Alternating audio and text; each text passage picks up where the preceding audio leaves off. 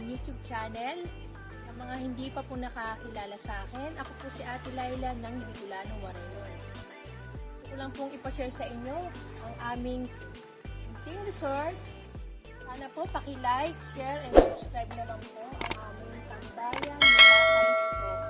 Paki-follow naman po ang aking Facebook page, Bicolano, Warayon, at ang tambayan nila Calixto. Ayan po. Sana nakikita ninyo. Ayan, ang aming meeting resort. Okay na. Tambayan ni Calixto. Dito po kami makikita sa Purok 5, Ulo-Ulo, Lubao, Batangas. Pero mali daw po itong 5. Kailangan Purok 4, Ulo-Ulo, Lubao, Batangas. Ito po ang aming cellphone number. Ayan.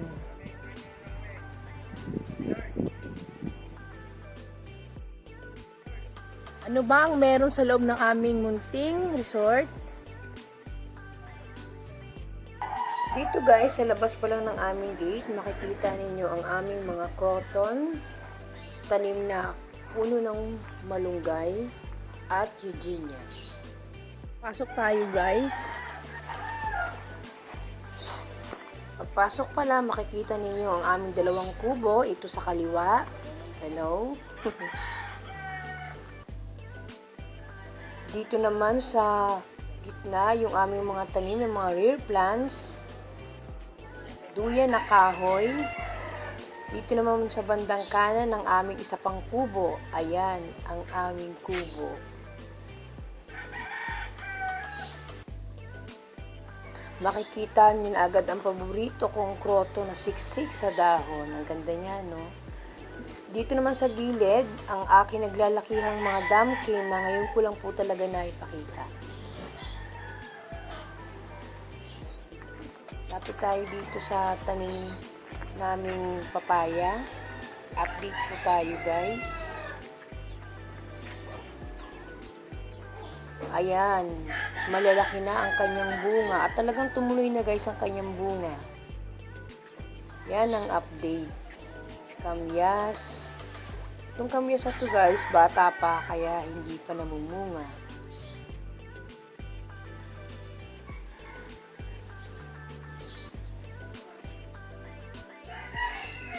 Napansin ko guys, mas lalo pang lumago at tumaas ang aming mga tanim na mga fruit bearings tulad nitong mga lemon, langka. Ito super laki na po talaga guys ang aming langka. Mangga na mas tumaas pa, tanglad na mas kumapal. Wow, eto na yung update sa aming saging. Yan ang bunga. Sarap yan. Ang daming piling. Ilang kilo kaya yan?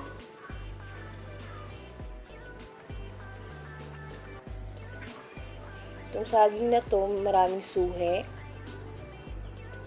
Itong bunot na to, nilagay po ito ng aking asawa para kung lumakas ang hangin, hindi siya mabali dahil sa bigat na rin ng bunga ng saging. Dito naman tayo guys sa puno ng sampalok. Ito guys, namumunga na talaga ito. Tulad ngayon, may mga bulaklak na rin siya. Ito naman yung aking tanim na avocado na galing sa buto. Ito talaga, medyo matagal pa namin mapapakinabangan. Kasi galing ito sa buto, hindi ito grafted. Puno ng nyog na dwarf.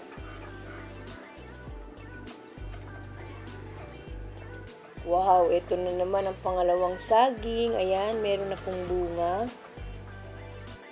Ito guys, mga ipinapakita ko, ito po yung update sa aming mga tanim. Tulad nitong grafted na to, ito grafted na avocado. Talagang malapit na itong mapakinabangan namin. Lemon, ito pong mga lemon na tanim namin, napansin ko, ang bilis nilang tamaan ng peste. Kaya ninilaw yung mga dahon niya. Kaya pag pupunta ako dito, ini-sprayan ko po yan ng mga pesticide.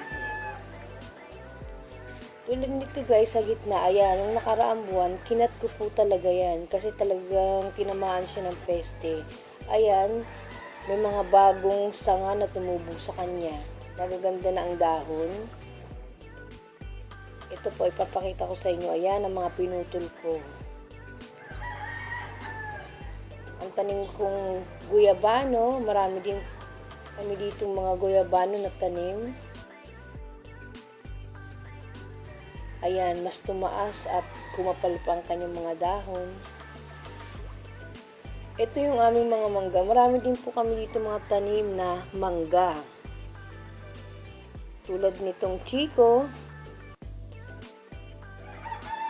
Dito maganda yung mga dahon ng Chico. Pero dito guys, sa kabila, medyo tinatamaan siya ng aphids. Kaya, putulin natin yung may aphids. Ayan.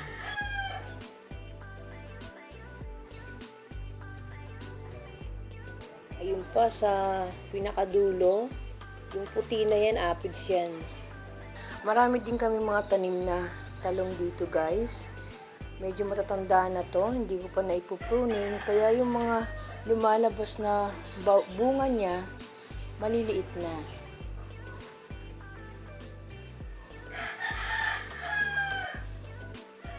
Ito naman ang aming duhat, sobrang taas na rin po.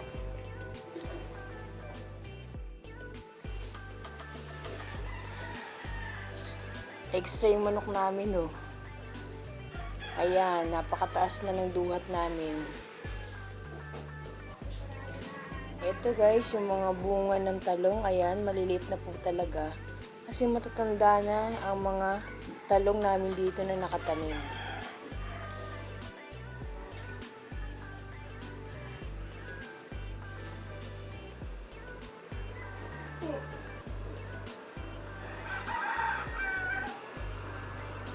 Puno ng ubas guys. Ito, ubas ito. Dalawa po ang puno ng ubas namin dito. Sa kabila, yung banda roon, yung medyo may mga nagyayelo, matanda ng dahon, ayan po yung upo namin na pinagapang sa taas ng kubo. Ito, sa kanan, yung ubas. Ayan, nakaka-excited na guys. Makatikim na ng ubas. Ayan, ito na ang papaya. Talagang nagtuloy na ang kanyang bunga. Ito guys, kailangan nating tanggalin. Ito medyo hindi rin maganda ang dahon. Tinatamaan siya ng peste. Kaya ngayon pa lang, kailangan natin siyang putulin para yung nutrients sa bunga lang po mapunta.